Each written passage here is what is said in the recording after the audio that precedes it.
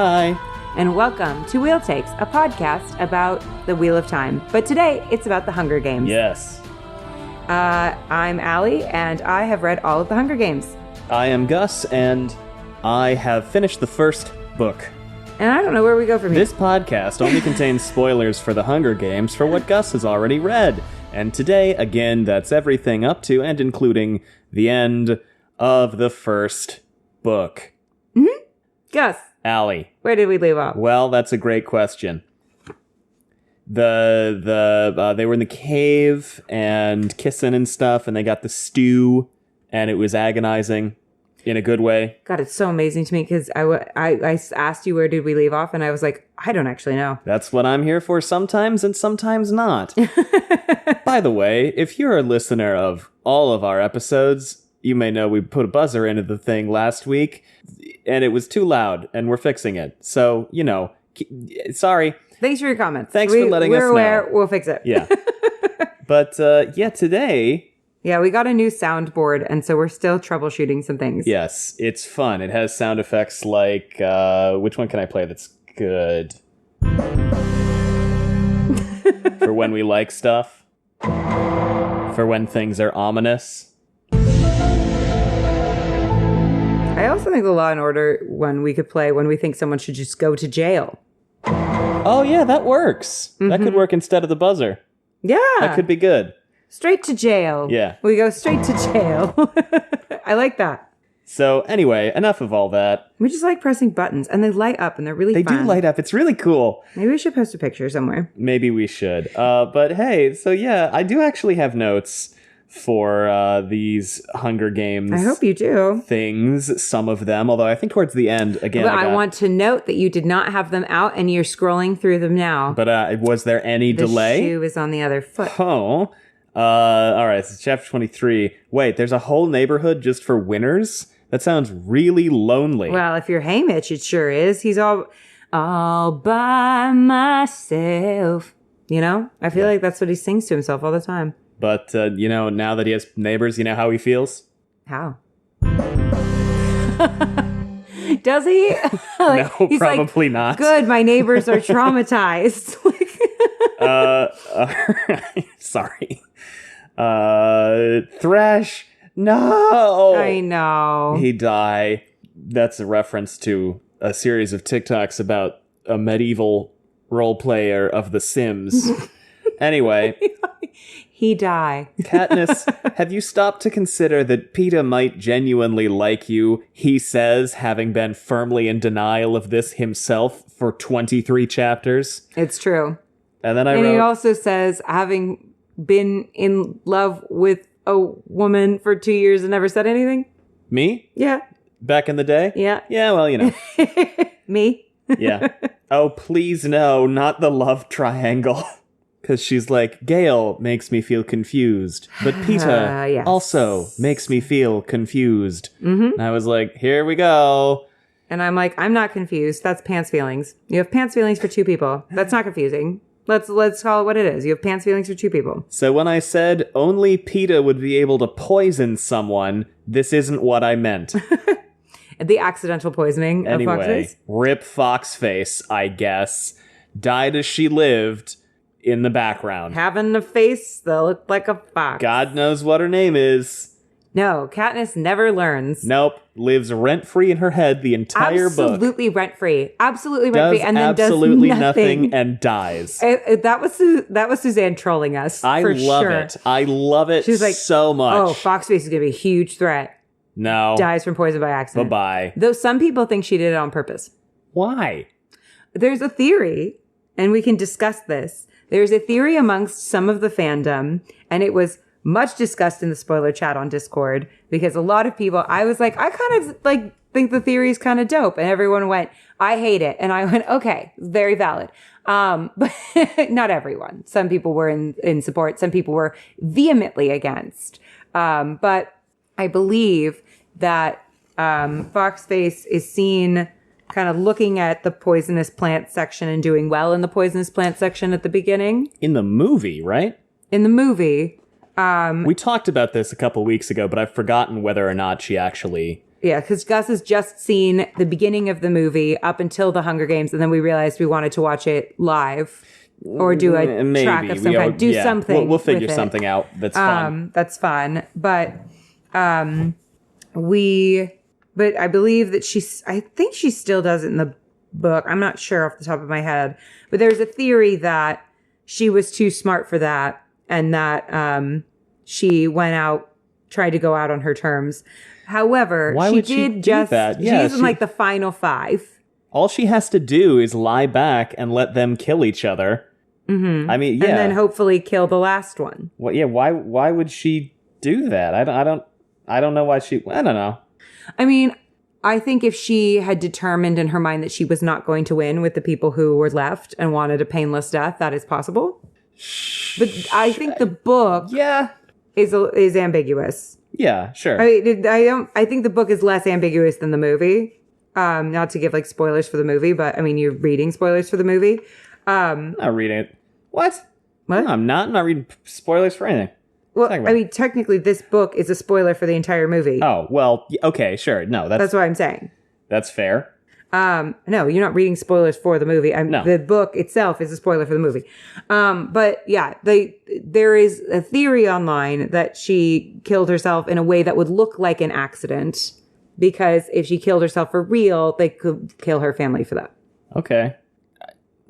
All right. Yeah. There's a theory. Sure. No. Yeah. You do not seem to be a fan of the theory. I just don't understand this feels like an Aes Sedai menopause discussion, to make a reference back to the Wheel of Time, which is when we've run out of other things to talk about, we discuss whether or not the Aes Sedai, who are these very long-lived magic users, enter menopause when they're in their, 50s or not.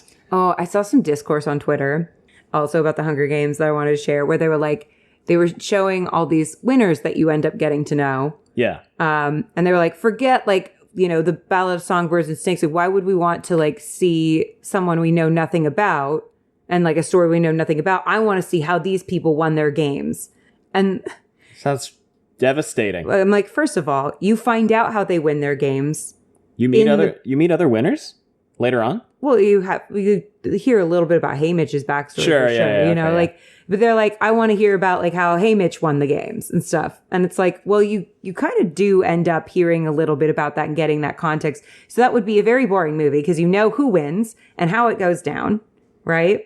And you would also be glamour. There would be no oh, we got to stop this. It's like we would be doing exactly what Suzanne wouldn't want us to do, which is glamorizing violence against children. Yeah, she could absolutely just write a bunch of books about Hunger Games but yeah, then it's just like, wow, look at that, we got them. Let's kill more people. Yeah, of the deaths of children. Yeah, that's antithetical to the premise of the book. Exactly. The premise of the book is that this sucks. I was like, that's a silly thought. I understand the impulse to want to know more about the character, sure, but no, she's not going to do that.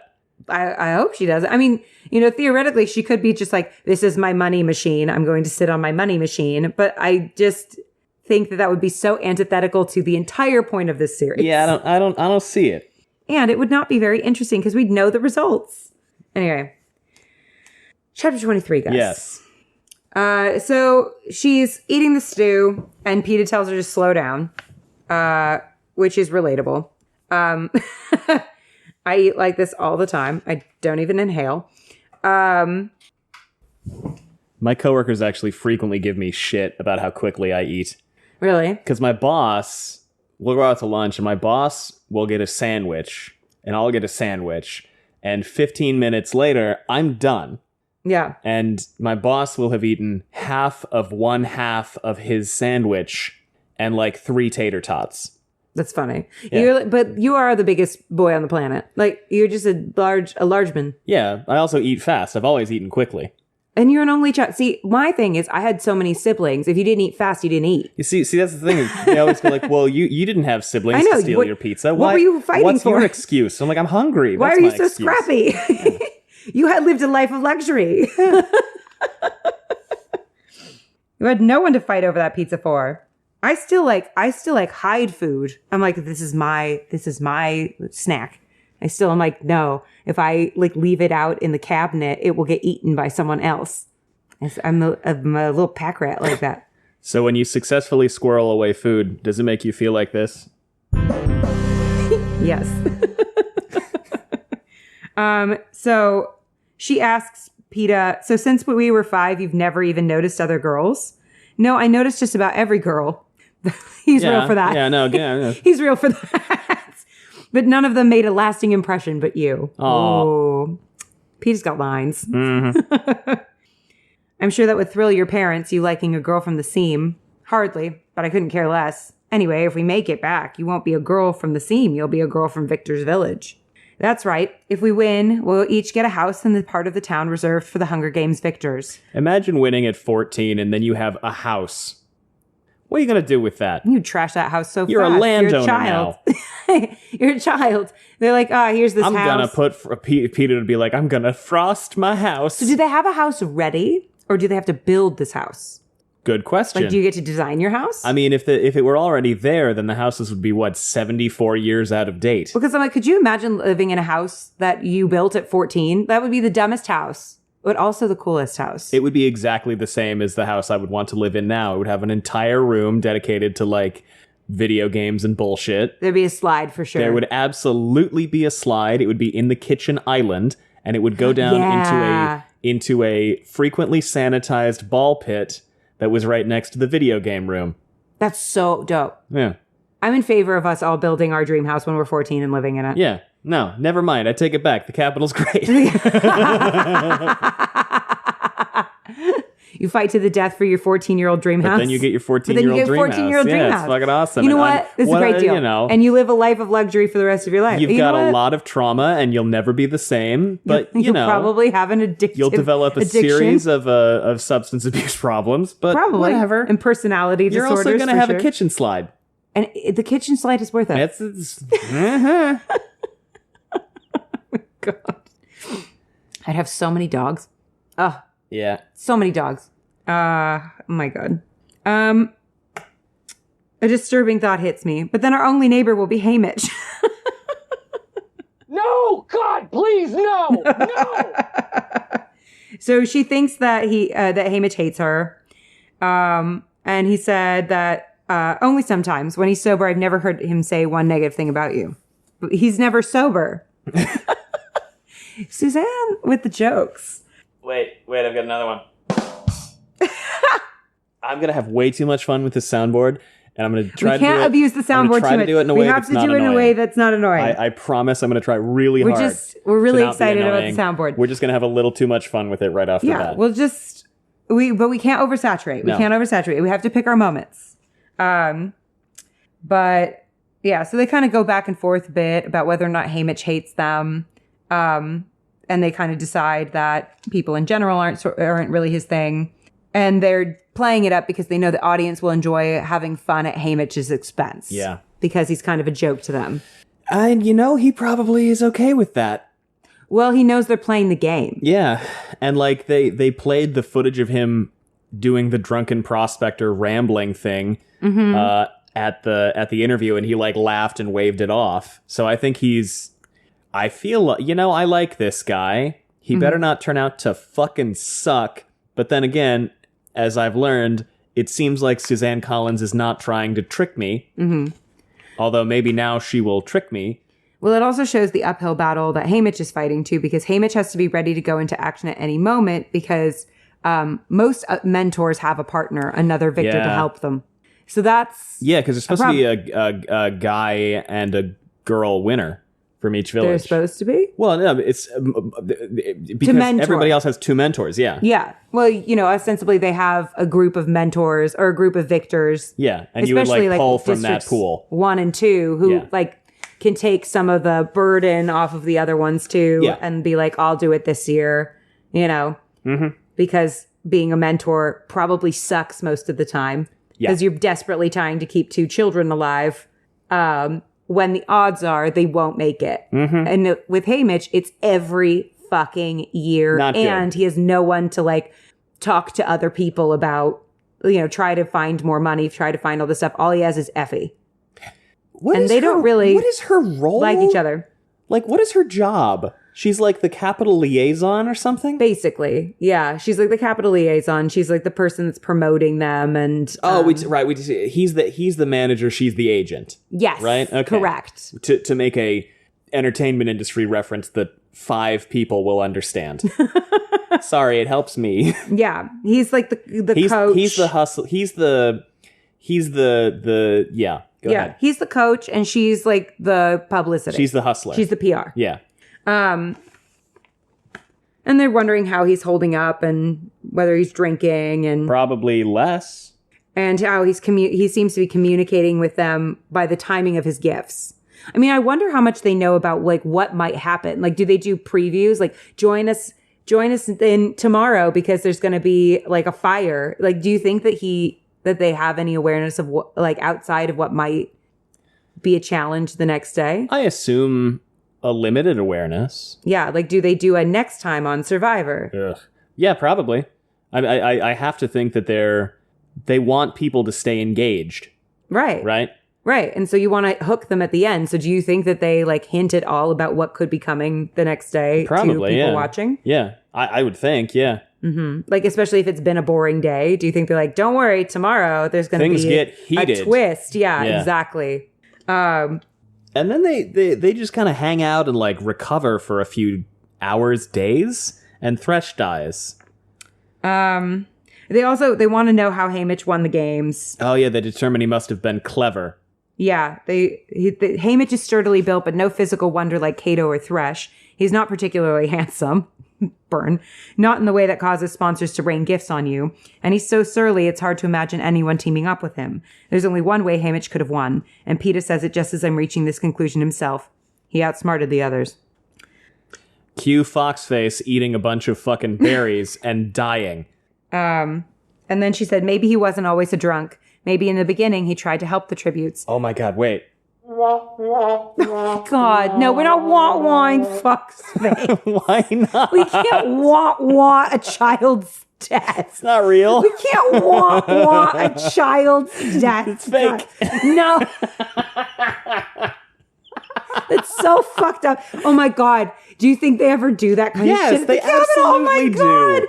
Oh my god, it's fucking horrible. Sorry. Like they play clown music over some kid's death. That's fucking awful. It's terrible. That's fucking awful. But you just know that's what's happening. Yeah. You just know it. Like, we don't even have to see it. It's just, like, I'm so glad we never had to see what those Hunger Games, like, what the announcers act like and shit. God, like, no. It's all, like, American Ninja Warrior bullshit. Yeah. No, Not, you know, like, I think the anchors for that do a good job. But imagine that, like, level of energy, people but dying. people, like, fucking killing each other and their children. No. That'd be so fucked. Not good. So she said, maybe in the beginning he tried to help the tributes, but then it got unbearable. It must be hell to mentor 2 kids and then watch them die year after year after year. I realized that if I get out of there, that will become my job, to mentor the girl from District 12. The idea is so repellent, I thrust it from my mind. Well, when it's your sister, it'll suck even more. There won't be anything to see tonight, I say, far more interested in the stew than the sky. Nothing's happened or we would have heard a cannon. Katniss. What? Should we split another roll too? Katniss is a mood. Katniss. I'm going to split one, but I'll save the cheese for tomorrow. What? Thresh is dead. He can't be. They must have fired the cannon during the thunder and we missed it. Are you sure? I mean, it's pouring buckets out there and I don't know how you can see anything. For about 10 seconds, I catch a distorted glimpse of Thresh's picture, and then he's gone. Just like that. Very sad. Genuinely. Quite bummer. Yeah. She did this so that they wouldn't have to fight him. Yeah. I feel like, well, unfortunately, I feel like Kato must have killed him, right? Oh, yeah. I feel like the body armor probably definitely helped. Thresh had both bags. So... Thresh had the bag that Kato had? Yeah, he took Kato's bag. That's why Kato went after him and not after Katniss. Is because Thresh had both bags. Well, and Thresh had just killed killed Clove. Yeah, that too. But specifically, Katniss was like, okay, Thresh took his shit. So even if he's like, I gotta get rid of Fire Girl now. Okay. So Kato just outdid him. Yeah. He probably didn't have time to put on the armor, you know? Yeah. But yeah, long fight. Bad, sad. So Katniss has to like basically shrug. I have to bury the real pain because who's going to bet on a tribute who keeps sniveling over the deaths of her opponents? That's fair, unfortunately. Rue was one thing. We were allies. She was so young, but no one will understand my sorrow at Thresh's murder. The word pulls me up short. Murder. Thankfully, I didn't say it aloud. There you go. Get it. Get that correctly directed rage. What I do say is, it's just, if we didn't win, I wanted Thresh to, because he let me go. Well, you do, so it's okay. And because of Rue. Yeah. Yeah, I know, but this means we're one step closer to District 12. That's PETA. It also means Kato will be back hunting us, and he's got supplies again. He'll be wounded, I bet. What makes you say that? Because Thresh would never have gone down without a fight. He's so strong. I mean, he was. And they were in his territory. Good. The more wounded Kato is, the better. I wonder how Foxface is making out. Rent-free, this girl. Oh, she's fine, I say peevishly. I'm still angry at the thought of hiding in the cornucopia. I'm still angry she thought of hiding in the cornucopia, and I didn't. It was a really good idea. Really smart. Like, this is, again, for being so smart. And I understand why she eats the berries. That's why people are like, well, how could she have made such a stupid mistake? Well, she thought PETA wasn't stupid, which you should never bet on that. He's named after bread, He's Foxface. named after bread. You don't even have a name, but he's named after bread. Come on now. Come on, girl. Get If I it walk together. up and my name is General Mills. Hello. My name's Wonder Bread. It's nice me. to meet you. Pepperidge Farm. Pepperidge Farm. Well, Pepperidge Farm wouldn't have done the berries because Pepperidge Farm remembers.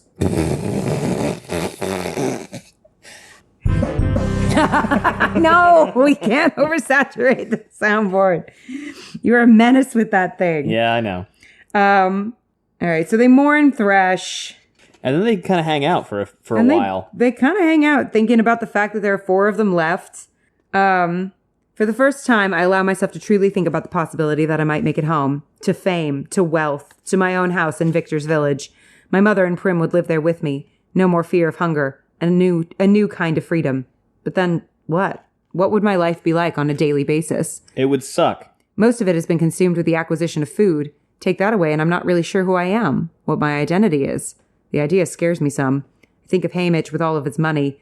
What did his life become? He lives alone, no wife or children. Most of his waking hours drunk. I don't want to end up like that. But you won't be alone, I whisper to myself. I have my mother and Prim. Well, for the time being. And then I don't want to think about then. When Prim has grown up, my mother passed away. I know I'll never marry, never risk bringing a child into the world. Because if there's one thing being a victor doesn't guarantee, it's your children's safety. My kids' names will go right into the reaping balls with everyone else's. And I swear I'll never let that happen. And you know that the Capitol will salivate over a victor's kid being put in. Oh, yeah. Oh, yeah. Oh. Yeah, no, yeah. To the point where I'm like, do you think they ever cheat Yes. and put people in? Of course they do. Of course they do. Yeah. There's why would there, as you pointed out to me earlier, why would anything be fair? Nothing is fair. Exactly. Everything is awful. And she's confused about PETA. And she's confused about Gale, because every time she thinks about PETA too long, she has to think about Gale.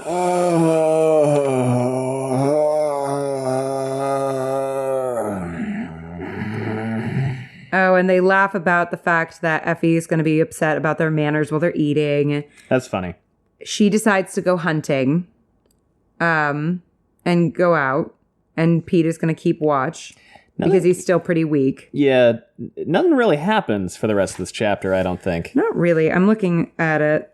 They try. Oh, She's Foxface annoyed dies. because Foxface dies. What am I talking about? So I'm going to the going to that. She's annoyed because he keeps scaring away the game because he's too loud and he's clunky. And so they decide to split up so PETA can search for food and she can hunt. And she shows him things to look for. She calls to him, and he doesn't respond. All right. And she freaks the fuck out. I mean, yeah. And she almost sends an arrow through him. Fortunately, I pull my bow at the last second and it sticks in an oak trunk to his left. He jumps back, flinging a handful of berries into the foliage. What are you doing? You're supposed to be here, not running around in the woods. I found some berries down by the stream. I'm doing good. It's like, well, no. I whistled. Why didn't you whistle back? I didn't hear. The water's too loud, I guess. Oh, they're doing the Rue thing, aren't they? I thought Cato killed you, I almost shout. No, I'm fine. If two people agree on a signal, they stay in range because if one of them doesn't answer, they're in trouble. All right? All right? All right? Oh, it's Rue trauma. Because that's what happened with Rue and I watched her die. Yeah.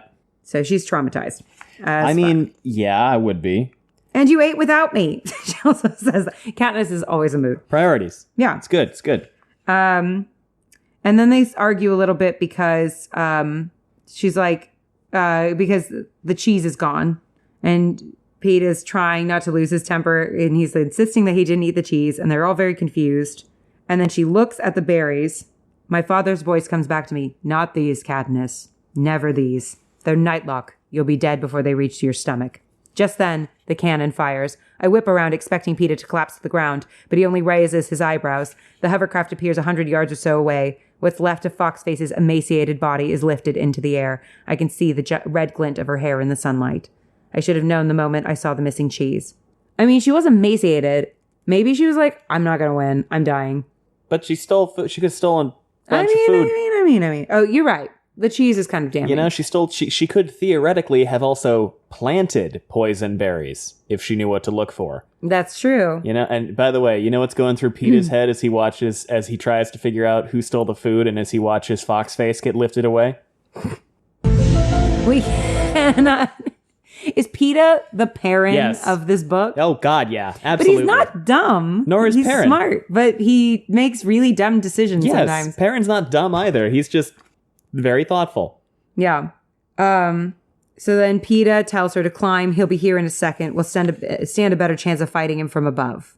And then she stops very calm because Peeta thinks that. Yeah, Cato Cato just killed killed Foxface. Foxface 20 feet away. And she says, I stop him suddenly calm. No, Peeta. She's your kill, not Cato's. What? I haven't even seen her since the first day. How could I have killed her? In answer, I hold out the berries. And Suze just knocked the table over. That's the end of the chapter. She does it every time. God damn it. And now we're going to break for ads.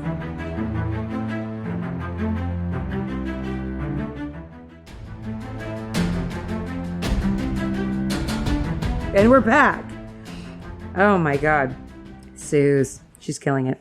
So it takes a while to explain the situation to Peeta. I do have notes. Oh, sorry. There's only two. Game time. Let's fucking go. Oh my God, it's the Lions in the Coliseum. What the fuck? Yep. That's it.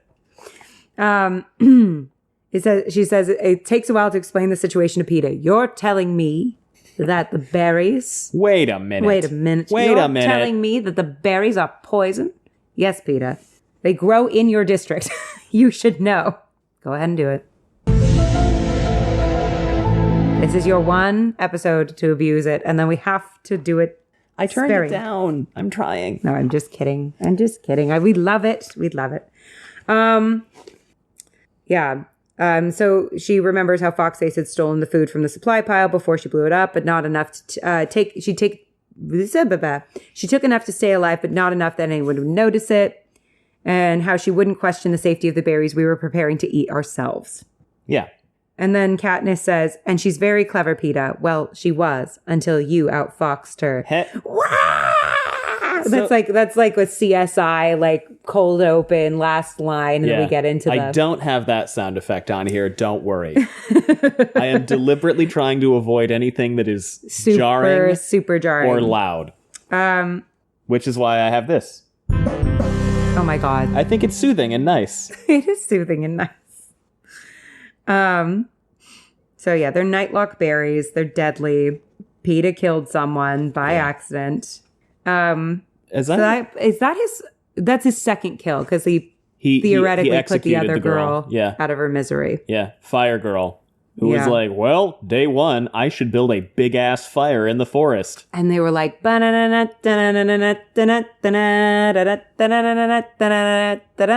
will not play the sad trombone sound because I know you don't want me to play but I'm the sad sure that's what the trombone Capitol did, and that's so upsetting to think about. No, it's bad. It's so bad, and it's also like funny but horrible. I don't think anything really happens this chapter. They just gear up to fight Cato, and then that whole thing gets nixed because Suzanne Collins was like, no, He's not the final boss. Yeah. You silly thing. He's a victim too. So we're at the final 3. They're kind of planning on what to do. She kisses his forehead, not for the audience, but for me. She thinks about how scary Cato is, just trying to raise those stakes a little bit. Yep. They see Foxface in the sky. They talk about how long do you think it'll be before we'll have the game makers drive us together. Well, Foxface died almost a day ago, so there's plenty of time for the audience to place bets and get bored. I guess it could happen at any moment. Oh, they dry their river, don't they? That's how they force them to leave, is they dry the river. Let me see. I think so. I think you're right. Yep, they leave the cave, and there's no water. It's bone dry. So yeah, they're trying, and he said the lake. That's where they want us to go. Maybe the ponds will have some? We can check. But I know he's just humoring me. I'm humoring myself because I know what I'll find when we return to the pond where I soaked my leg, a dusty, gaping mouth of a hole. But we make the trip anyway just to confirm what we already know. You're right. They're driving us to the lake, where there's no cover, where they're guaranteed a bloody fight to the death with nothing to block their view. Do you want to go straight away or wait until the water's tapped out? Let's go now, while we've had food and rest. Let's just go end this thing. It's funny. I feel almost as if it's the first day of the games again, that I'm in the same position. You are going back to the start spot, which is poetic. Poetic. The game makers, am I right? Yeah. 21 tributes are dead, but I still have yet to kill Cato. And really, wasn't he always the one to kill? Now it seems the other tributes were just minor obstacles, distractions, keeping us from the real battle of the games, Cato and me. 2 against 1 should be a piece of cake. Next time we eat, it will be in the capital. You bet it will. So they're just trying to convince each other. They're just trying to hype each other up. Yeah. She thinks about all the trauma they've been through again. Like Glimmer's bloated body and all of the Tracker Jacker things and Rue. And Katniss sings the little notes that she and Rue sang. And then all of the Mockingjays join in. It's this beautiful moment of singing, and she closes her eyes to listen, mesmerized by the beauty of the song. Then something begins to disrupt the music. Runs cut off in jagged, imperfect lines, dissonant notes interspersed with the melody.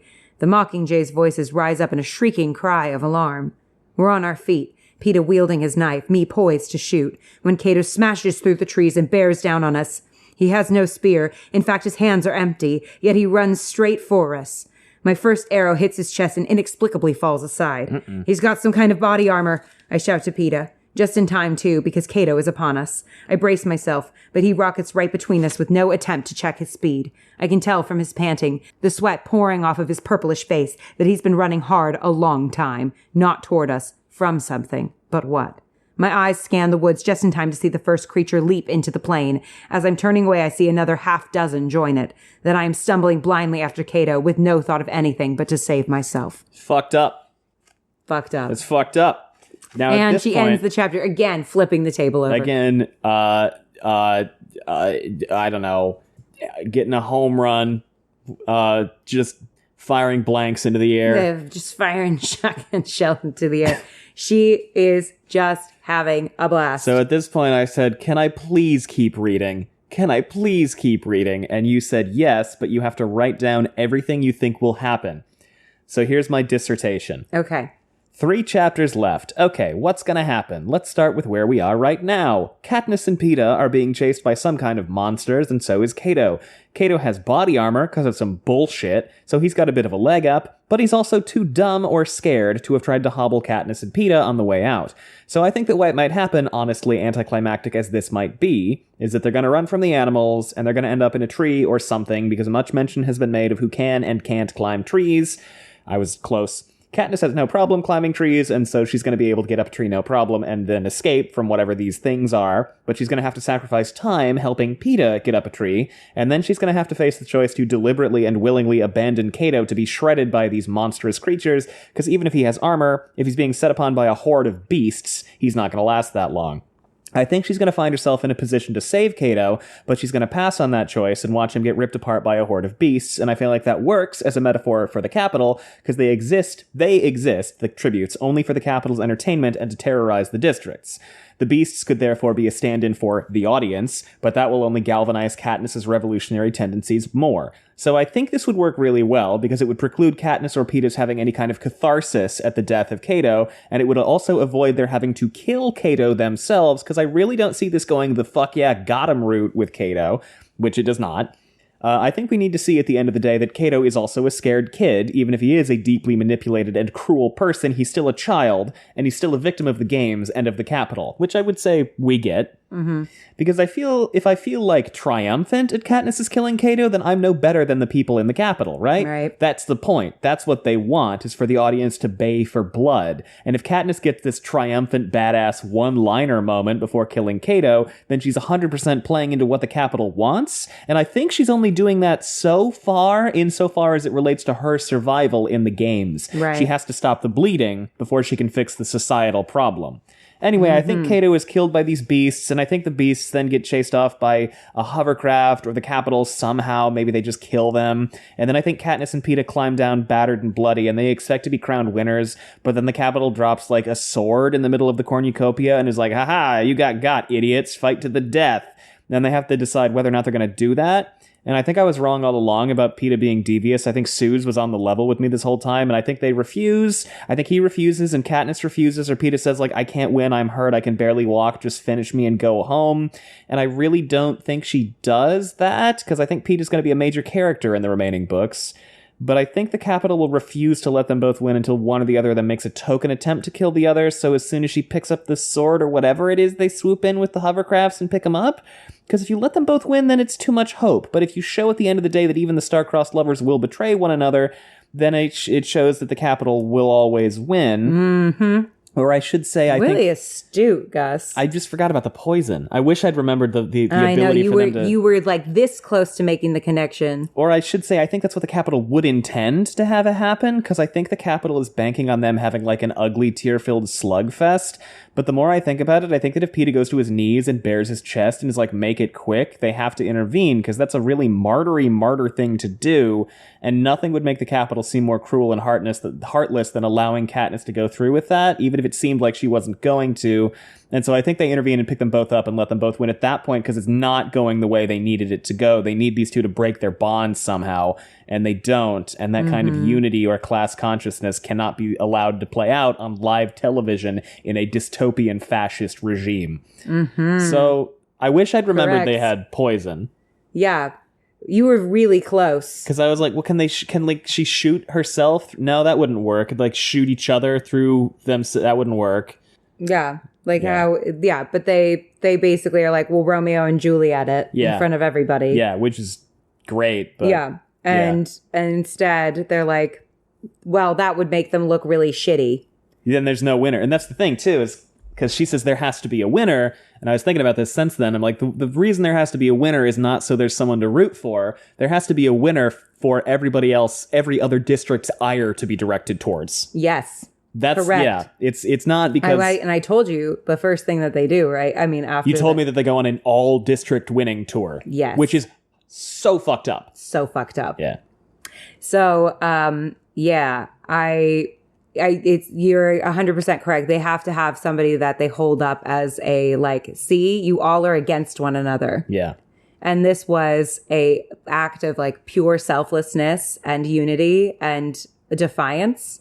And they could not let that play out. Yeah. So they had to publicly concede to them. Do you think there will be consequences from that? Well, I mean, the remaining 2 chapters are nothing but her trying to mitigate those consequences. Yep. So yes, I think she is now public enemy number 1 to President whatever, Snow, whatever. Snow, yeah. Yeah, but like, so leading up to that, can we talk about these wolf things? Mutations, yeah, yes. Which are like, I also have notes. Sorry, I then took notes as I was reading. Where are they? There they are. Fucking velociraptor wolves? Well, they aren't going into the trees. Rip my theories. It's Glimmer. What? They brought the dead tributes back to life as wolves? And now I realize they probably just used their DNA. Of course they aren't going to let them both live. That was fucking obvious. I just didn't expect it to be so transparent. That's it. Yeah. But let's talk about these. Your theories were excellent, by the way. That was really well reasoned and thought out and astute. You led me through this very well, so. Oh, thank you. Well, I think I think it's one of those things where, I mean, rereading this, I'm like, everything that she did is so intentional. It's so purposeful. Yeah. Everything she's doing is unbelievably intentional. Yeah. And then, and It's it's so fun. tight. It's so tight. It's so tight. It's so thoughtful. I mean, honestly, these books should be, I mean, I'm so glad they're getting a renewed excitement because truly, like, these books I feel like are evergreen right now. Mm-hmm. But yeah, I've seen these mutts, but they're no natural born animals. They resemble huge wolves, but what wolf lands and then balances easily on its hind legs? Weird. What wolf waves the rest of the pack forward with its front paws, though it had a wrist? Yeah. These things I can see at a distance. So they're like human hybrid. I call them velociraptor wolves in part because I thought they were like velociraptors, but then I was like, oh, this is like that there's human DNA in them thing. So they're like genetically engineered. With the DNA cruel. of the... Yeah. They're genetically engineered to be like ultra smart, have human qualities. And look specifically like the other tributes. In a incredible act of cruelty. Which I assume like when they were getting prepped, they did this. And they Like, made they just these took the DNA. way back when. So I assume there's Either also that like or they used their dead bodies. Because they pick up their dead bodies. I don't know. Because like they picked up Foxface yesterday. Yeah. You know? I mean, I'm sure they've been planning on this like finale for a while. It's a good metaphor. It is the goofiest thing in this book so far. It's cool. It is a little goofy. You think so? I think it's a little goofy to be like, look, it's the Rue wolf. It makes sense. I assume it's not like this in the movie. It is not. Yeah, because I'm like, this is a change. So go ahead. They changed them into more general monster things. Yeah, which makes sense, and that works too. Yeah, you don't see their faces. No.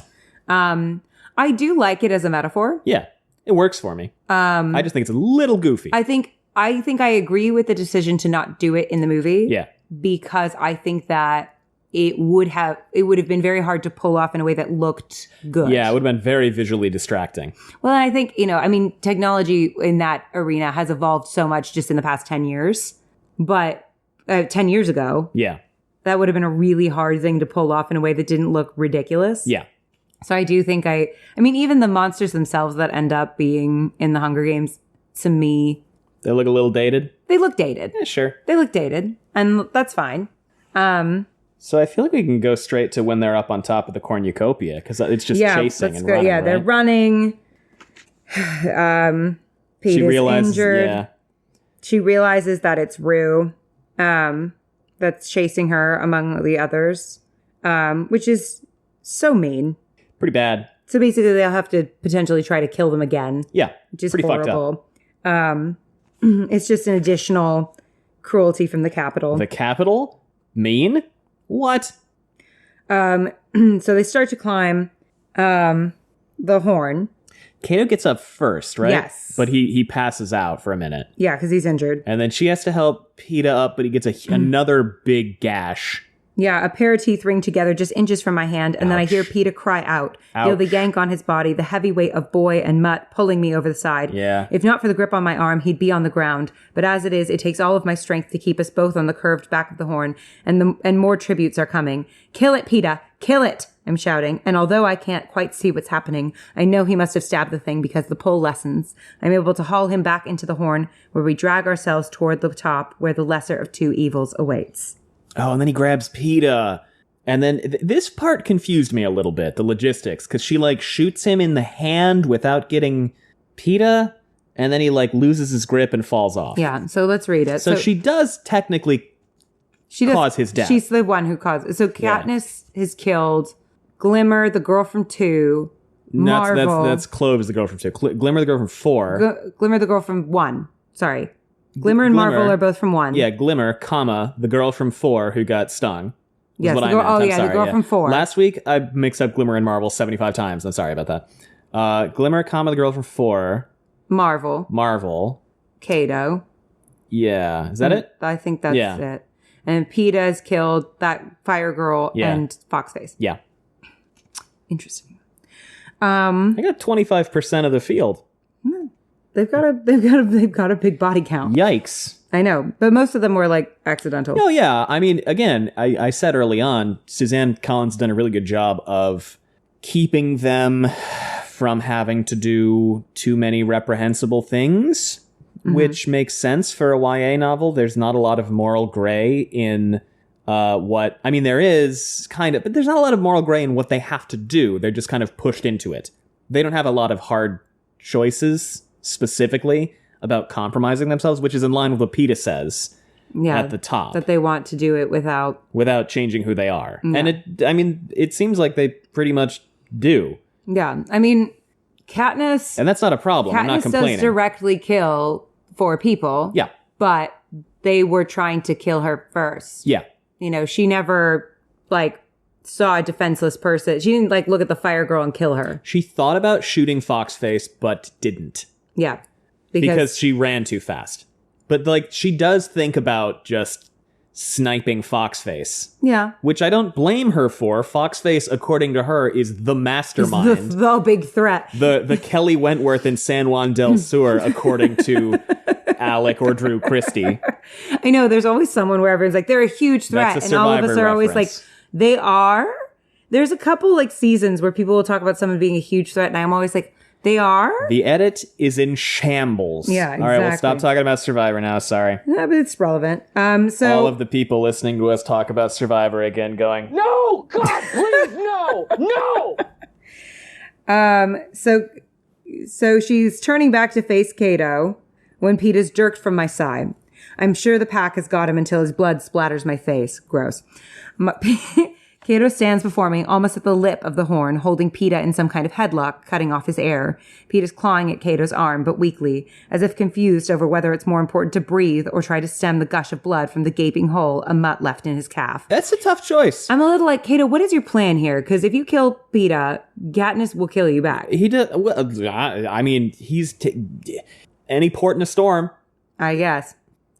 I think it's pure desperation at this point.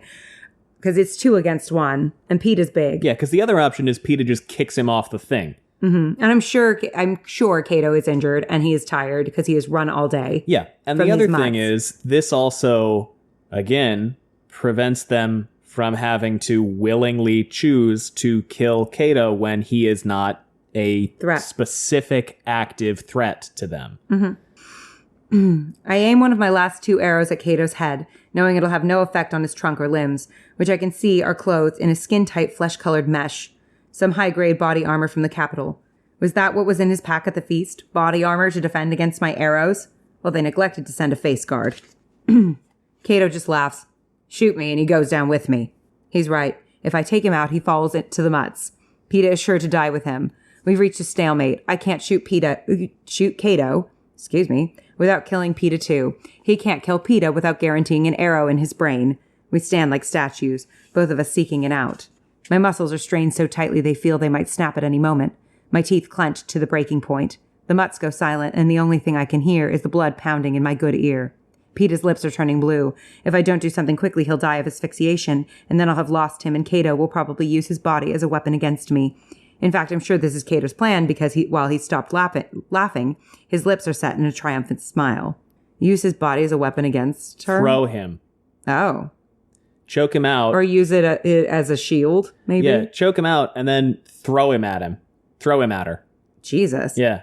He doesn't even have to wait until, I don't know how strong Cato is, Pete small, right? He's built, but he's kind of short. So I'm assuming Cato thinks he can wait until Peta's basically blacked out and then chuck Peta at Katniss and knock her off. Yeah. Is my guess. Yeah, and the mutts kill her. Yeah. And then he runs. Yeah. Yeah. He probably body-wise, if he threw her off, if he even knocked her over and she was unable to get to her arrows, he could throw her off. Yeah, he could just kick her. He's huge. Yeah. Yeah. As if in a last-ditch effort, Peta raises his fingers, dripping with blood from his leg. This is cool. Up to Cato's arm. Instead of trying to wrestle his way he's free, like this. Okay. His forefinger veers off yeah. and makes a deliberate X on the back of Cato's hand. Oh, I get it now. Okay. Mm-hmm. Cato realizes what this means exactly 1 second after I do. I can tell by the way the smile drops from his lips. But it's 1 second too late because by that time, my arrow is piercing his hand. He cries out and reflexively releases Peta, who slams back against him. For a horrible moment, I think they're both going over. I dive forward, just catching hold of Peta, as Cato loses his footing on the blood-slick horn and plummets to the ground. Whee! We hear him hit, the air This is leaving very his sad. body on impact, and then the mutts attack him. Ugh. Peta and I hold on to each other, waiting for the cannon, waiting for the competition to finish, waiting to be released. But it doesn't happen. Not yet. Because this is the climax of the Hunger Games, and the audience expects a show. And they just, these things just like worry at him all fucking night. Yeah. The body armor protecting him from ankle to neck is making it so that they are having a hard time killing him. I don't know, man. Like, I feel like one of them would just tear his face off. I've seen Nope. But they're controlled potentially by true. the Capitol. She's basically saying the Capitol's prolonging this on purpose. Yeah, I know. Which is fucking horrible. Ugh. And he is fighting back. He's got some kind of weapon that he is using to fight back. But in the end, despite his remarkable strength and skill, he is simply overpowered. Yeah. It takes an hour or so. When Cato hits the ground, we hear the mutts dragging him back into the cornucopia. Now they'll finish him off, I think. But there's still not over cornucopia. Still no cannon. Yeah, he's not dead, and she has to shoot him, and it's sad. And I was right that it's not in any way satisfying. Mm-hmm. Because he's not the real problem. And you keep remembering this is a kid. Yeah. That people are watching get ripped apart. Yeah. Slowly. Yeah. And it's horrible. Yeah. Fucking awful. And they're like, why don't they just kill him? She says, why don't they just kill him? And he says, you know why. Mm-hmm. This is the final word in entertainment. So it goes on and on and on and on and on and on. And they just can't believe that it's still fucking happening and that this boy's still alive and they're still killing him. You skipped the part where she shoots him. You flipped 2 pages. There you go. And, oops. She has to pull her arrow out of his tourniquet. That's right. So she made him a tourniquet to stop the bleeding. Her good ear against the horn and can just make out Cato's voice. This is terrible. This is horrible. My last arrow's in your tourniquet. Make it count. So I free the arrow, tying the tourniquet back as tightly as my frozen fingers can manage. I rub my hands together, trying to regain circulation. When I crawl to the lip of the horn and hang over the edge, I feel Peta's hands grip me for support. It takes a few moments to find Cato in the dim light, in the blood. Then the raw hunk of meat that used to be my enemy makes a sound. Ugh. And I know where his mouth is. And I think the word he's trying to say is please. So she kills him. We wait for the hovercraft to take Cato's remains, for the trumpets of victory that should follow, but nothing happens. So they're confused. They come down from the horn. They go to get the other arrow. As I stoop to pick it up, Claudius Templesmith's voice booms into the arena. Ah, yes. Here's caveat emptor. Mm-hmm. Greetings to the final contestants of the 74th Hunger Games. The earlier revision has been revoked. Closer examination of the rulebook has disclosed that only one winner may be allowed. Good luck, and may the odds be ever in your favor. Boo. Boo. Boo. And then he looks at her and goes, if you think about it, it's not that surprising. And she does, point an arrow at him. Because, yeah. And he tells her to do it before they send those mutts back or something. I don't want to die like Cato. Then you shoot me. You shoot me and go home and live with it. As I say it, I know death right here, right now would be the easier of the two. You know I can't. Fine. I'll go first anyway. He leans down and rips the bandage off his leg, eliminating the final barrier between his blood and the earth. No, you can't kill yourself. I'm on my knees, deliberately plastering the bandage back onto his wound. Katniss, it's what I want. You're not leaving me here alone. Because if he dies, I'll never go home. Not really. I'll spend the rest of my life in this arena trying to think my way out. Listen, we both know they have to have a victor. It can only be one of us. And Please she goes, take it for me. Wait a minute. A victor? Mm-hmm. We both know they have to have a victor. And Victor. Yes, they have to have a victor. Without a victor, the whole thing would blow up in the game makers' faces. They'd have failed the Capitol.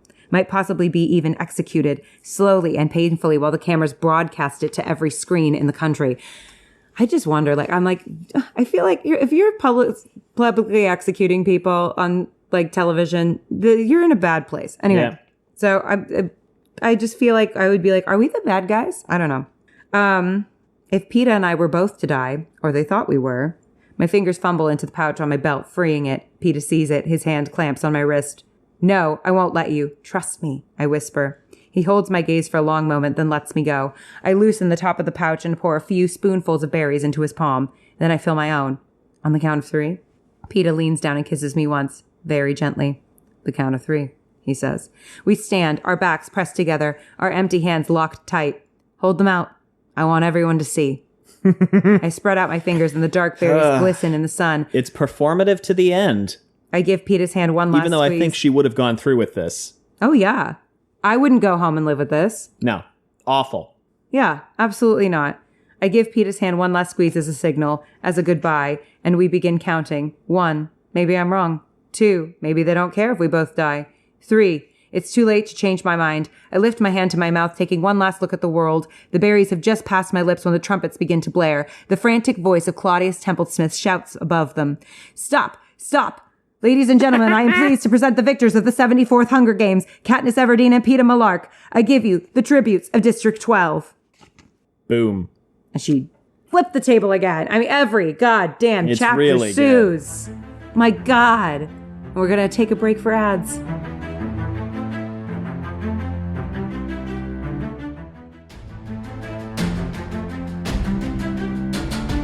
Chapter 26, Gus. Do you have any notes? I do have notes.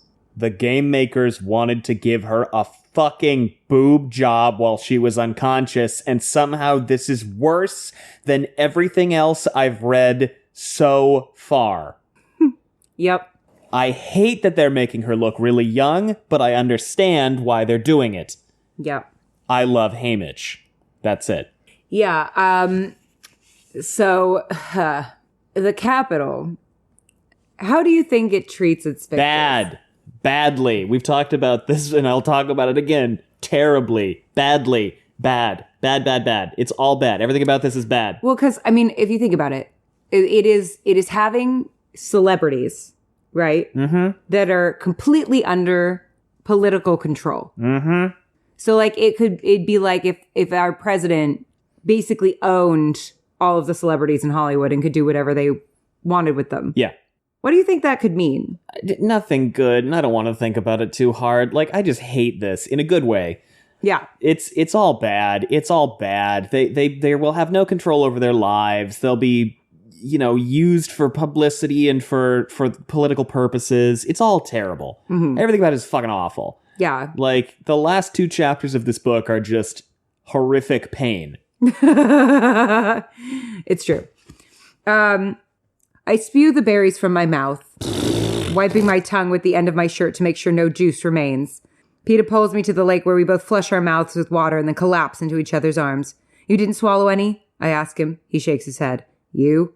I can see his lips moving in reply, but I can't hear him over the roar of the crowd in the Capitol that they're playing live over the speakers. The hovercraft materializes overhead and 2 ladders drop. Only there's no way I'm letting go of Peeta. I keep one arm around him as I help him up, and we each place a foot on the first rung of the ladder. The electric current freezes us in place, and this time I'm glad because I'm not really sure Peeta can hang on for the whole ride. And since my eyes were looking down, I can see that while our muscles are immobile, nothing is preventing the blood from draining out of Peeta's leg. Sure enough, the minute the door closes behind us and the current stops, he slumps to the floor unconscious. My fingers are still gripping the back of his jacket so tightly that when they take him away it tears, leaving me with a fistful of black fabric. Doctors in sterile white, masked and gloved, already prepped to operate, go into action. So they take Peeta away from her. Peeta's so pale and still on a silver table, tubes and wires springing out of him in every which way. And for a moment I forget we're out of the games and I see the doctors as just one more threat, one more pack of mutts designed to kill him. Petrified, I lunge for him, but I'm caught and thrust back into another room, and a glass door seals between us. I pound on the glass, screaming my head off. Everyone ignores me except for some Capitol attendant who appears behind me and offers me a beverage. Fuck you and your fucking beverage. The official sponsor of the games is Sprite from McDonald's. Burn off your face. Burn off your face. You know that woman who sued McDonald's for, I think it was McDonald's, Yes, for like how hot their coffee was. Their coffee was actually like 200 degrees. Like that was actually a very legitimate lawsuit. And then, yeah. And they ran an entire smear campaign. And the reason to make why her we seem all ridiculous. think it's ridiculous is because of their very successful smear campaign Fuck against her. them. Yeah, Anyway. pretty bad. I will never stop telling that story. I am so pissed about that. And that's not the only one. But like, I just take everything with a fucking grain of salt. Anyway. It's orange juice. Yum. This Hunger Games is brought to you by Juicy Juice. Tropicana. Tropican, you Kill your them friends. all. Juicy Juice. For when you juiced your friends. Ugh. So It's she rejects the juice. Yeah, I mean, it's just like a battery of tests, and then Peeta's heart stops twice. Yeah, I feel like it would have been very easy for them to just let him die here, but I understand why they didn't. It's just a lot of like her being in and out of consciousness and wanting to have control over anything and not having any control over anything. And this just continues until eventually she wakes up properly. Yeah, so they're taking Peeta, but leaving her behind the glass door. I start hurling myself against the glass, shrieking, and I think I catch a glimpse of pink hair. It must be Effie. It has to be Effie coming to my rescue when the needle jabs me from behind. Sucks. So she's been they sandblasted scrubbed clean. Yeah. The nails are filed in perfect ovals. The scars Her from the hearing's burns back. are less prominent. I touch my cheek, my lips, the puckered scar above my eyebrow, and I'm just running my fingers through the silken hair when I freeze. Apparently, I ruffle the hair by my left ear. No, it was an illusion. It wasn't an illusion. I can hear again. Mm-hmm. She's restrained to the bed, which makes her panic, of course.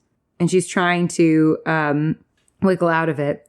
In steps the redheaded Avox girl carrying a tray. The sight of her calms me, and I stop trying to escape. I want to ask her a million questions, but I'm afraid any familiarity would cause her harm. Obviously, I'm being closely monitored. While she adjusts my pillows, I risk one question. I say it out loud as clearly as my rusty voice will allow, so nothing will seem secretive. Did Peeta make it? She gives me a nod. As she slips a spoon into my hand, I feel the pressure of friendship. I'm glad she's back. Oh, and they give her, like, bullshit food. Yeah, it's applesauce, right? I mean, but I think it's because they've been starving. Yeah. And so, like, if they give them food. The giant plate of stew was kind of a lucky thing. Yeah.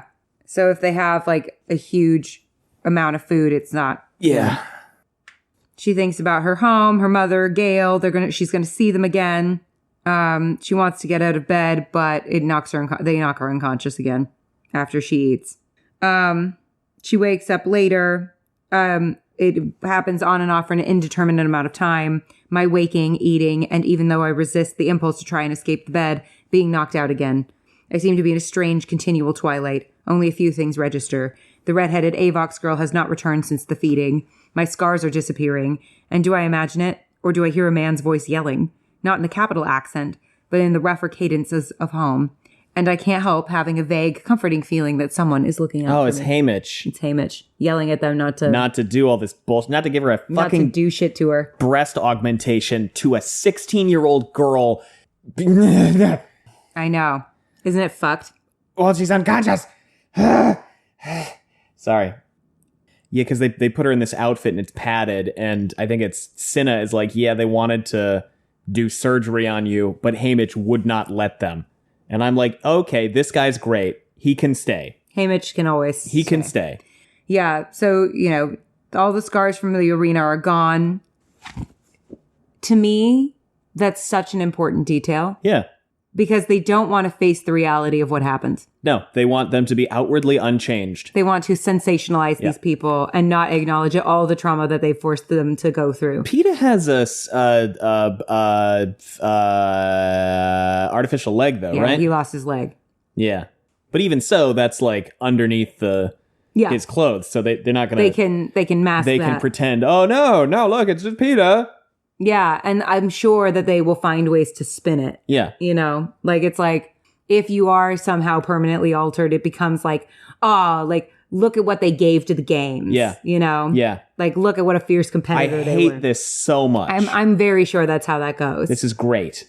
I hate this so much. This is great. More, please. Anyway, this is how you write this kind of shit. It's not gratuitous. It's really fucking thoughtful. Everything she does is really fucking thoughtful. It's all going back to what she's trying to fucking say. Yep. So she looks perfect. Her skin's glowing. The burns are gone. The scars are gone. Pete is okay. He's not dead. Big plus. Big win. Yeah, the outfit is what all of the tributes wore in the arena. She calls up for Peta, but it's not Peta's voice. It's Effie. Yeah. She sees them all waiting in a big chamber, Effie, Haymitch, and Cinna. My feet take off without hesitation. Maybe a victor should show more restraint, more superiority, especially when she knows this will be on tape. But I don't care. I run for them and surprise even myself when I launch into Haymitch's arms first. When he whispers in my ear, "Nice job, sweetheart." It doesn't sound sarcastic. Effie's somewhat teary and keeps patting my hair and talking about how she told everyone we were pearls. Cinna just hugs me tight and doesn't say anything. Is Effie gonna get a redemption arc? Because I don't think she deserves it. Then I notice Portia is absent and get a bad feeling. Yeah, she's with Peta. It's fine. Yeah, she's with Peta. And then they just get ready, right? She eats a little bit. She talks to Cinna. Cinna says they did a full body polish. Oh, Flavius says that. Not a flaw left on your skin, you fuck. Yeah. Enviously, she says. She can see how skinny she is. And they do all this work on her. And they just chatter around her as if she didn't just fucking see 21 children die. 22. 22 kids die. And they're talking about the games. It's all all so about where fucking they were, fluffy, yeah. or what they were doing, or how they felt when a specific It's event awful. occurred. It's horrible. It's so realistic and it's terrible. Everything is about them, not the dying boys and girls in the arena. Yeah, because they're not real to you. Yeah. And then, Because it will never be you, capital fucks. yeah, they have no skin in the game. So it's just a game to them. Yeah. It's just like, cool. It's spectator stuff. Yeah. It's so fucked. Cinna comes in and she asks, "Have you given up the whole girl on fire thing? You tell me." And she noticed the padding, adding curves that hunger has stolen from her body. "I know, but the game makers wanted to alter you surgically. Haymitch had a huge fight with them over it. This was the compromise. Because God forbid they acknowledge anything that happened to her in the games. I mean, it's just that, like, they'll never stop trying to take her bodily autonomy away. Yeah, no, Her it's autonomy all away. awful, so and I hate fucking everything about it. awful. These last two chapters, I was just in agony the entire time. I know. It's so much, it's worse. Somehow, it's worse than watching the kids kill each other. Because then at least, like, yes, she was in a terrible situation. She had some degree of control over it. She has no control over fucking anything. That happens now. No. Anything. She's a public and she figure. just has to like fake, like I commented about how the patriarchy would be used in this earlier, and it's so fucked up that in the last third of this, and this is a compliment that it's fucked up, she just has to like be a waif and like drape herself over Peta and be like, "I love him so much." That's what she has to do to live.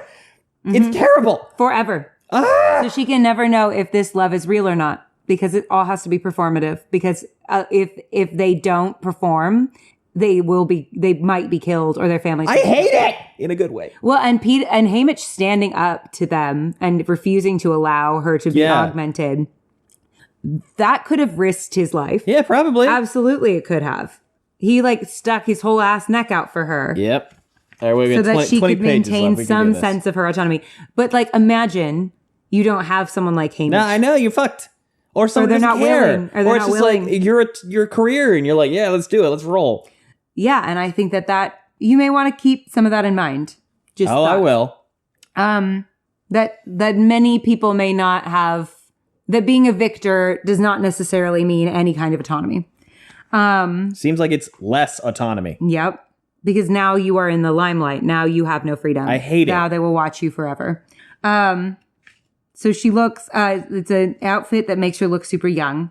My hair's loose, held back by a simple headband. The makeup rounds and fills out the sharp angles of my face. A clear polish coats my nails. The sleeveless dress is gathered up my ribs, not my waist, largely eliminating any help the padding would have given my figure. The hem falls just to my knees. So there's like, they make them do padding, and then Cinna just goes, "I'm gonna make waistlines that make that not real." I love this guy. This guy seems cool. I love Cinna. Cinna the poet. Cinna the poet. The hem falls just to my knees. Without heels, you can see my true stature. I look very simply like a girl, a young one, 14 at most, innocent, harmless.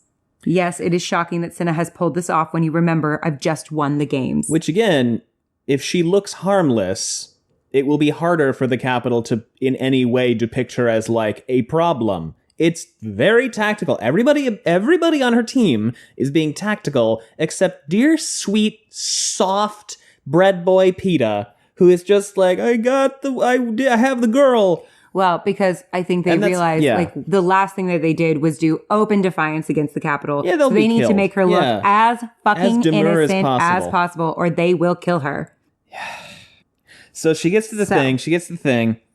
And so they're all just trying to keep Katniss and PETA alive and make them look super benign. And Haymitch gives her a hug and is like, you're fucked. You have to pretend you love him.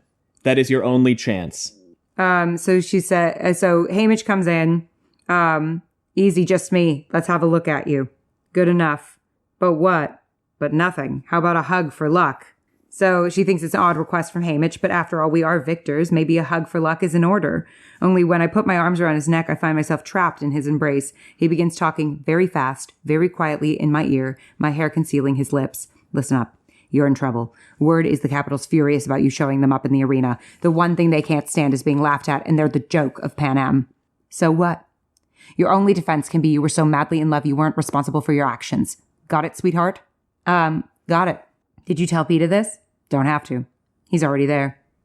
But you think I'm not?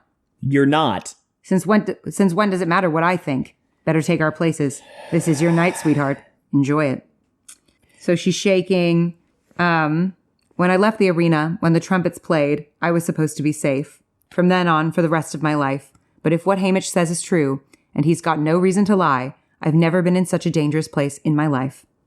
It's so much worse than being hunted in the arena. Mm-hmm. Like you said, there I could only die. End of story. But out here, Prim, my mother, Gale, the people of District 12, everyone I care about back home could be punished if I can't pull off the girl driven crazy by love scenario Haymitch has suggested. Yeah. So I still have a chance, though. Funny, in the arena when I poured out those berries, I was only thinking of outsmarting the game makers, not how my actions would reflect on the Capitol. Well, it's all connected and bad. But the Hunger Games are their weapon, and you're not supposed to be able to defeat it. Yep. So now the Capitol will act as if they've been in control the whole time. Yep. As if they orchestrated the whole event right down to the double suicide. Yep. But that will only work if I play along with them. Yep. And PETA will suffer too if this goes wrong. But what was it Haymitch said when I asked if he had told PETA the situation? That he had to pretend to be desperately in love. Don't have to. He's already there. Oh, wow. She's so surprised. So was I at part of this. Mm-hmm. Already thinking ahead of me in the games again, and well aware of the danger we're in, or already desperately in love. I don't know. I haven't been able to separate my feelings out about PETA. It's too complicated. What I did was part of the games, as opposed to what I did out of anger at the Capitol, or because of how it would be viewed back in District 12, or simply because it was the only decent thing to do, or what I did because I cared about him. There are questions to be unraveled back home in the peace and quiet of the woods when no one is watching. Do you think that's ever going to happen? It's never going to happen. Yeah. Not here with every eye on me. But I won't have that luxury for who knows how long. And right now, the most dangerous part of the Hunger Games is about to begin. Ugh. It's true. It's true. All right, chapter 27. I wrote 3 fucking hours of carnage. Yep. This is agonizing. This is horrible. Burn the Capitol to the ground. Yep. So Caesar Flickerman greets the audience. Here comes is Stanley Tucci, right, in the movie? Mm-hmm. Yeah. Stanley Tucci. Such a great casting choice. Yeah. They introduce the team. Katniss has to look really girlish and innocent. And she sees his leg and she throws herself at him. And it's just so bad. It's super cruel. In a good way. Because it's one of those things where they don't tell her. Mm-hmm. No one tells her until she can react to it live. Yeah, because they want to get the reaction. They want to see it. They want to tape it. They want everyone to watch it. They want to see her horror and upset. But then she has to pull herself together, literally with everyone fucking watching. Yeah. God. So she realizes that he has a cane. And they have to kiss. And she thinks, do you know how much danger we're in? Caesar Flickerman taps on his shoulder to continue the show because they're kissing, and Peeta just pushes him aside without even glancing at him. That's a good move. The audience goes berserk. Yeah. Whether he knows it or not, Peeta is, as usual, playing the crowd exactly right. Yeah. So then Haymitch interrupts them. So what is there to discuss this chat? We get the interview, they watch everything happen. We don't really get any new information from that. What else do we have? Wait. I'm going through the story. This is my podcast. I'm in control. So then it's time for the show. This will last exactly 3 hours and was required viewing for all of Pan Am. So then she has to watch her 22 fellow tributes die. And they, of course, omit as much of the flowers of Rue as they can. Yep, and during the highlights, they periodically show the winner's reaction up on a box in the corner of the screen. Yeah, it's the fucking Bachelor finale. I mean, this is that. I think back to earlier years. Some are triumphant, pumping their fists in the air, beating their chests. Most just seem stunned. I bet. Well, if you think about it, with those people who are triumphant too, who knows if that wasn't what their fucking mentor told them to do? Like, you have to act like it was like no big deal.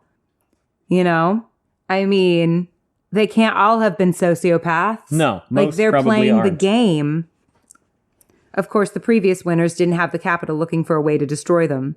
But, I mean, the implication is like, act right. Yeah. Or else we will. Yeah. Condensing several weeks into 3 hours is quite a feat, especially when you consider how many cameras were going at once. Whoever puts the highlights has to choose what sort of story to tell. This year, for the first time, they tell a love story. I know Peeta and I won, but a disproportionate amount of time is spent on us right from the beginning. That is the winner's edit. Yes. Welcome to the winner's edit, Katniss. I'm glad, though, because it supports the whole crazy in love thing that's my defense for defying the Capitol. Plus, it means we won't have as much time to linger over the deaths. There's this sort of upbeat soundtrack playing over it that makes it twice as awful because, of course, almost everyone on screen is dead. So we were right. They do this kind of shit. Now I see what the audience saw, how Peeta misled the careers about me, stayed awake the entire night under the Tracker Jacker tree, fought Cato to let me escape, and even while he lay in that mud bank, whispered my name in his sleep. I seem heartless in comparison, dodging fireballs, dropping nests, and blowing up supplies, until I go hunting for Rue. They play her death in full, the spearing, my failed rescue attempt, my arrow through the boy from District 1's throat, Rue drawing her last breath in my arms, and the song. I get to sing every note of the song. Something inside me shuts down and I'm too numb to feel anything. That's a trauma response. It's like watching complete strangers in another Hunger Games. But I do notice they omit the part where I covered her in flowers. Yeah. Right. Because even that smacks of rebellion. Yeah. Things pick up for me once they've announced 2 tributes from the same district can live, and I shout out Peeta's name and then clap my hands over my mouth. If I've seemed indifferent to him earlier, I make up for it now by finding him, nursing him back to health, going to the feast for the medicine, and being very free with my kisses. And then comes the moment with the berries. I can hear the audience hushing one another, not wanting to miss anything. A wave of gratitude to the filmmakers sweeps over me when they end not with the announcement of our victory, but with me pounding on the glass door of the hovercraft, screaming Peeta's name as they try to revive him. In terms of survival, it's my best moment all night. Yeah. The anthem plays yet again, and we rise as President Snow takes himself takes the stage, followed by a little girl carrying a cushion that holds the crown. Oh, little girl. Of course it's a little... You can hear the crowd's confusion. Whose head will he place it on? Until President Snow gives it a twist and it separates into 2 halves. He places the first around Peeta's brow with a smile. He's still smiling when he settles the second on my head.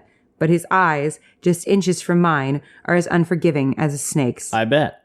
That's when I know that even though both of us would have eaten the berries, I am to blame for having the idea. Yeah. I'm the instigator. I'm the one to be punished. Yeah. And we're going to take a quick ad break.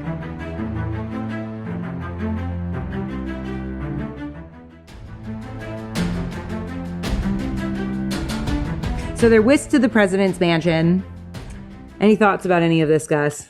It's all terrible. I mean, they're in survival mode now. Yeah. Not that they weren't before, but it's different now. It's a different survival mode. I don't know what else I really have to say. It's just, it sucks. And then, like, the rest of this sucks in that it is really well written. And Peeta, like, I think that all of this is just depressing lead up to them getting off the train, her being like, okay, we have to keep this up for like another 2 days. And he's like, keep what up? And then I had to like throw the book in the freezer because it had hurt me too badly. Yes, that is what we do in this household, is when the book hurts us too badly, we put it in the freezer as punishment. They don't really let Peeta talk to Katniss alone. Likely because they're being monitored. Yeah, which, So they're like, don't get together so there's no stupid things that you could say. Yeah, Katniss, don't go in there and go like, all right, we only have to pretend to love each other for another hour and a half. Because then suddenly your entire narrative is gone and the people hate you. Yeah. Caesar, they do an interview, and they have a space that was cleared, and the love seat has been moved in and surrounded by vases of pink and red roses. There are only a handful of cameras to record the event, no live audience at least. It's all tainted. So Caesar talks to her about how she's doing, and Caesar tells her, nothing you say will be wrong. Well, and don't she's know that. Like, it could be. No. She goes, President Snow may be arranging some sort of accident for me as we speak. That's what she thinks in her head.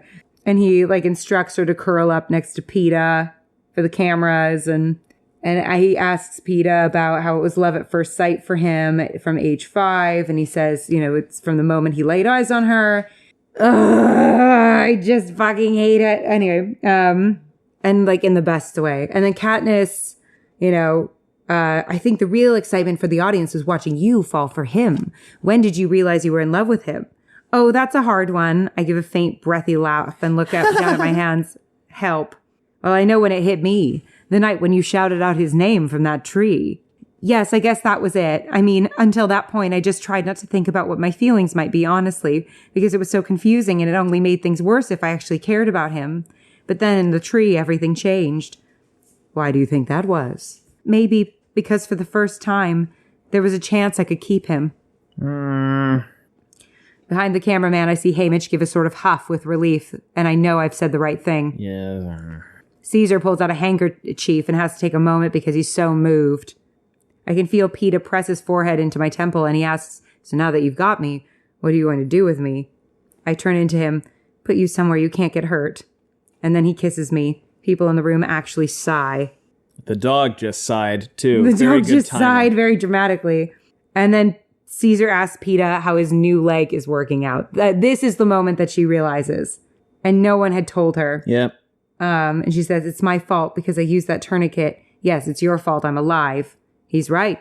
He'd have bled to death for sure without it. So she's completely in shock. And then he says, at the moment when you've pulled out those berries, what was going through your mind, huh? Oh, and she has to do yeah, now she has to hide everything. So she has to be very careful about how she responds. Yeah.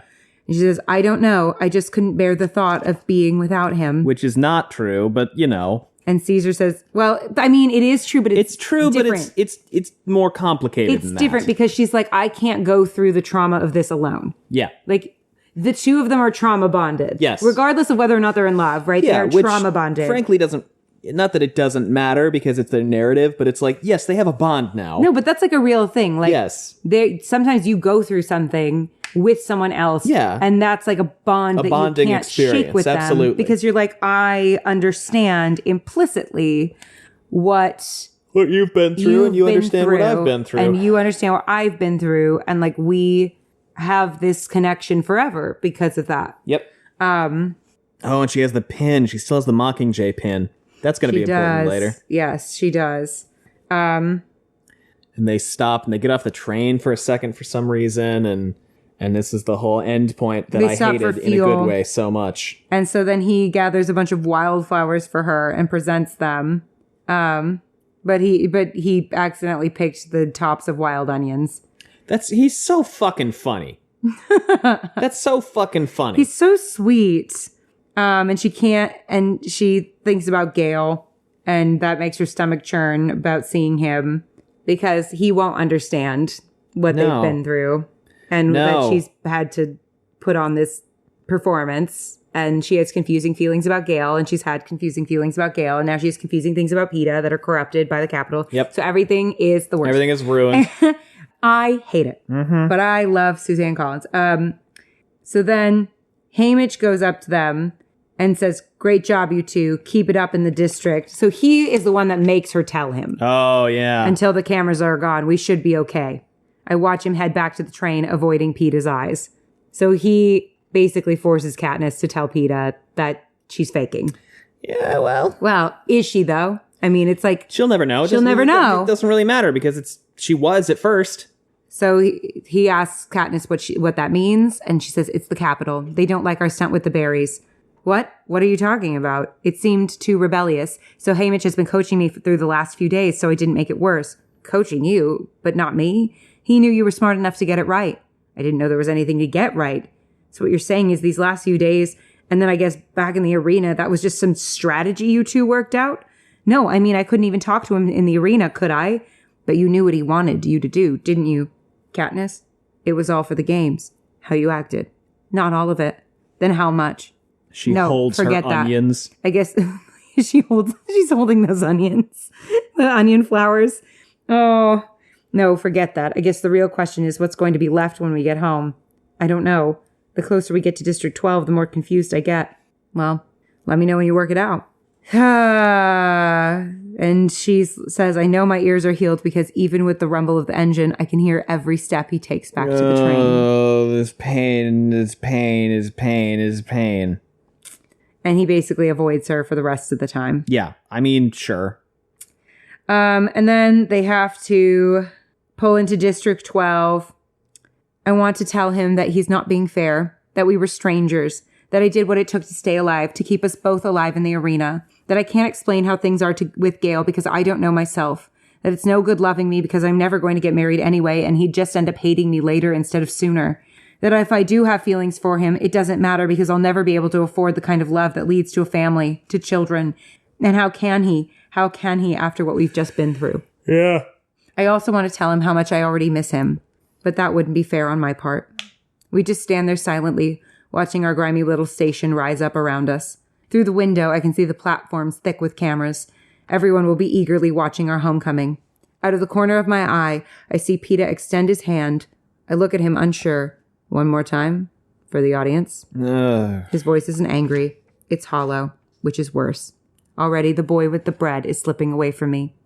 I take his hand, holding on tightly, preparing for the cameras, and dreading the moment when I will finally have to let go. End of book 1. I got a little teary. It's a good book, man. I liked it a lot. It's a real good book. I'm a little teary. Yeah, of course you are. Ooh. I was. Suze. It's real good. It's so good. It's real good. I like this. I like this a lot. And I'm excited I get to start book 2 now. Or soon. And I'm sure you will tell me how much. It's a light, fluffy book. A gay romp. I bet. My God, I'm really crying. That's such a good book. Thank you so much, everyone. We have... Do I get to talk? Do you want me to reiterate? Sorry, I know I mentioned it before. So, Gus, give me some thoughts. What's going to happen next book? So I said some of this last week, but to repeat briefly, I do think that what happens is we have to do the whole victory tour thing, apparently, and that's going to suck. Yeah. And then I think... I still think that we need Prim to do the game. I think Prim goes to someone else. We see it from we see the whole thing from Katniss's perspective when she's a coach. Mm-hmm. Maybe Prim dies. Maybe that's what finally gets Katniss to take her internal rebellion and make it more outward. So you think that God, that'd be so horrible. She's basically having to gamble with people for her sister's safety in life. Yeah, and she would have to be complicit in everything. Yeah. I mean, she's already been complicit, but she was complicit somewhat outside of it. So, yeah, gamble is a funny word to use, but yeah. Well, I mean, she'd have to basically, Yeah. get sponsors for her sister, and that would be really fucking rough. Yeah, wow. I mean, that could be. And then what? She tries to start to tear things apart from the inside. Because possibly. I mean, she'd be content to be manipulated that way. No, I do think this would give her the opportunity to connect with other.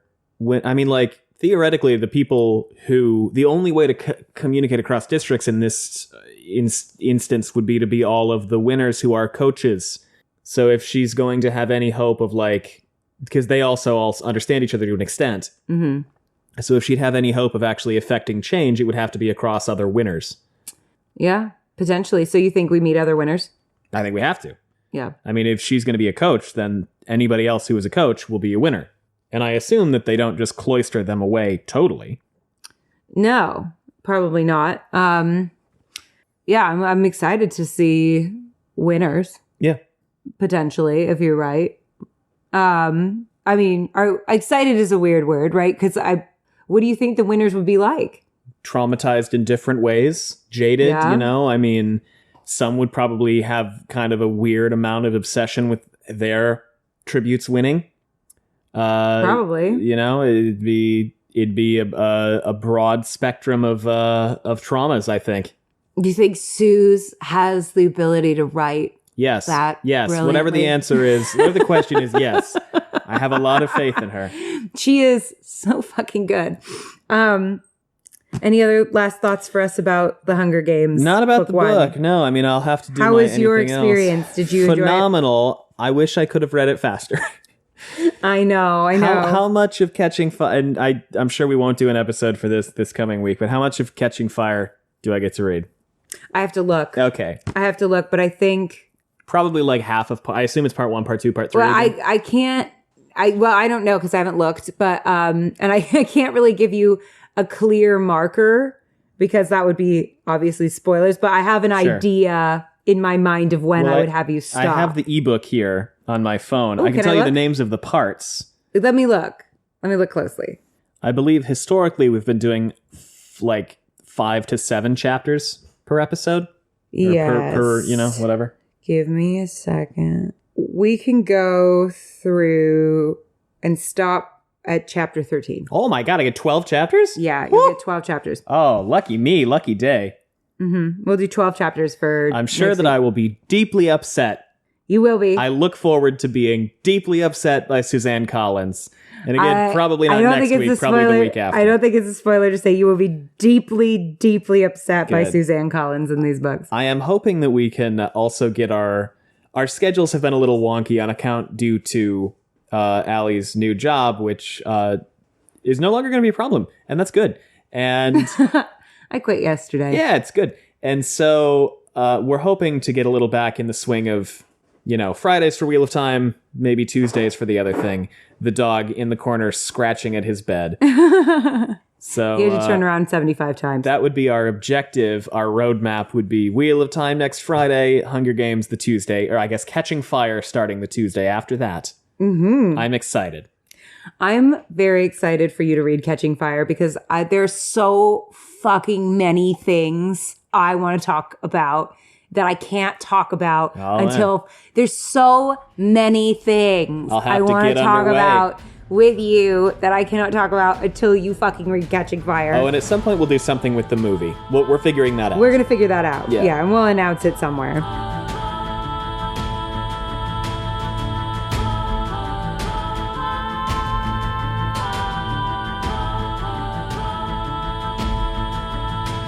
Allie, do you want to crush the outro? I have all faith in you. Oh, God. Thank you so much, everyone. This has been Wheel Takes. We have a podcast. Nope. Did you do it on purpose? I did it. No, I didn't. I did it again. We have, if you want to learn more about us or keep in touch with us or support us further, we have a Twitter, we have an Instagram, we have Leave Me Alone, a merch store.